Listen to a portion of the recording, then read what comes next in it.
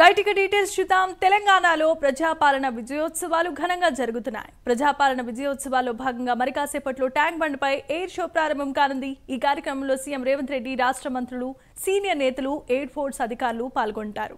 మధ్యాహ్నం 3 గంటల నుంచి 5 గంటల వరకు సుమారు అరగంట పాటు వాయుసేన విమానాల విన్యాసాలు జరగనున్నాయి. వైమానిక దళానికి చెందిన 9 సూర్యకిరణ్ విమానాలతో ఎయిర్ షో నిర్వహించనున్నారు. ప్రపంచంలోనే అద్భుతమైన వైమానిక విన్యాసాలు చేసే 5 అత్యుత్తమ టీంలలో ఒకటైన సూర్యకిరణ్ టీం హైదరాబాద్లో ప్రదర్శన ఇవ్వనుండటంతో ఇప్పటికే ట్యాంక్ బండ్పై ప్రజలు పెద్ద ఎత్తున తరలిస్తున్నారు. ఇక ఎయిర్ షో నేపథ్యంలో కట్టుదిట్టమైన భద్రతా ఏర్పాట్లను పూర్తి చేసింది ప్రభుత్వం. ఎయిర్ షో తర్వాత రాహుల్ సిప్లిగంజ్ సంగీత కచేరీ నిర్వహిస్తున్నందున నెక్లెస్ రోడ్, పీవీ మార్గాలలో ప్రజల కోసం ఫుడ్ స్టాల్స్ ను ఏర్పాటు చేసినట్లు ఆమె తెలిపారు. అయితే ట్యాంక్ బండ్పై ఎయిర్ షో సందర్భంగా ట్రాఫిక్ ఆంక్షలు అమల్లోనికి రానున్నాయి. ఇదే అంశానికి సంబంధించి మరిన్ని అప్డేట్స్ ను అందించడానికి మా కరెస్పాండెంట్ చందు సిద్ధంగా ఉన్నారు. చందు, చెప్పండి.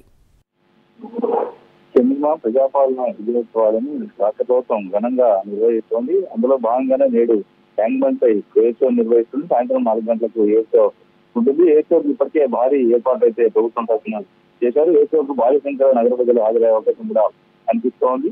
భారత వైమానిక దళం ఏర్పాటు చేస్తున్న ఎయిర్ షోలో 9 సూర్యకిరణ్ విమానాలు కూడా పాల్గొంటాయి. ఈ రకమైన విన్యాసం చేయగల సత్తా ప్రపంచంలో 5 టీంలకు మాత్రమే ఉంది. అందులో ఒక టీం ఈ రోజు హైదరాబాద్ లో ఇక్కడ విన్యాసాలు చేయబోతోంది. ఎయిర్ షోను తిలకించేందుకు రాష్ట్ర మంత్రులు, అదేవిధంగా వివిఐపీలు, వైమానిక దళ చెందిన సీనియర్ అధికారులు కూడా పాల్గొంటారు.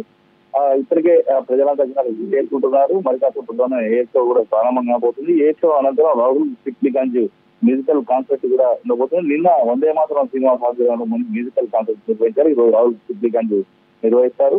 ఈ నేపథ్యంలో ఇప్పటికే కట్టుదిట్టమైన ఏర్పాట్లు అయితే చేశారు. ఇసుక ఏర్పాటు చేశారు. ప్రజలకు ఎలాంటి అసౌకర్యం కలగకుండా అన్ని రకాలుగా ఏర్పాట్లు చేశారు. ముఖ్యంగా ఈ సాయంత్రం సమయంలో ట్రాఫిక్ ఆంక్షలు కూడా విధించబోతున్నారు. ముఖ్యంగా ట్యాంక్ బండ్, అదేవిధంగా నక్సల్ రోడ్డు, సచివాలయ పరిసర ప్రాంతాల్లో ట్రాఫిక్ ఆంక్షలు అయితే ఉండనున్నాయి. ఎందుకంటే ప్రజలు పెద్ద సంఖ్యలో వచ్చే అవకాశం ఉండడంతో ఎలాంటి ఇబ్బంది కలగకుండా కూడా ట్రాఫిక్ ఆంక్షలు అయితే విధిస్తున్నారు. మొత్తంగా అధికారులు ఇప్పటికే ఏర్పాట్లు అయితే పూర్తయి మరి కాసేపట్లోనే ఎయిర్ ప్రారంభం కాబోతుంది.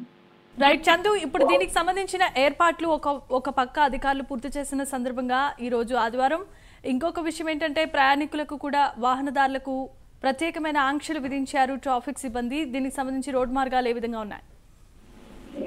ప్రధానంగా సచివాలయ పరిసర ప్రాంతాలు మాత్రమే ట్రాఫిక్ ఆంక్షలు ఉండబోతాయి. అది కూడా గంట సేపు మాత్రమే ఉండబోతున్నాయి. ఎందుకంటే ఏదో ప్రారంభమైన తర్వాత 1 అవర్ పాటే ఈ యొక్క ట్రాఫిక్ ఆంక్షలు ఉంటాయి. తర్వాత యథావిధిగా వాహనాలను అనుమతిస్తారు. ఎందుకంటే ఆదివారం కావడంతో పెద్దగా వాహనాలు ఏమి రోడ్లపైకి రావు. కానీ ముఖ్యంగా సచివాలయం ఎదురుగా ఉన్న లుమిని పార్క్ కావచ్చు, necklace road, tank bund, NTR Marg కొద్ది సందర్శకులు ఎక్కువగా ఆదివారం వచ్చే అవకాశం ఉన్న నేపథ్యంలో ట్రాఫిక్ ను అనుమతిస్తే కొంత ఇబ్బందికర వాతావరణం ఉంటుంది. కాబట్టి ఒకరోజు ట్రాఫిక్ ను 1 గంట పాటు అక్కడ ఆపేస్తారు. తర్వాత ఏదో పూర్తయిన తర్వాత మళ్ళీ ట్రాఫిక్ ను యథావిధిగా పంపించేందుకు ఏర్పాటు చేస్తారు. ఎందుకంటే ట్రాఫిక్ ఉంటే ఏసోకి వచ్చిన వాళ్ళు చూడడానికి చాలా ఇబ్బందికరంగా ఉంటుంది. కాబట్టి వాళ్ళు ఎంజాయ్ చేసేలా అక్కడ కొన్ని అంశాలు పెడితేనే ఎంజాయ్ చేస్తారనేటువంటి దృక్పథంతో రాష్ట్ర ప్రభుత్వం అంశాలు కూడా విధిస్తోంది.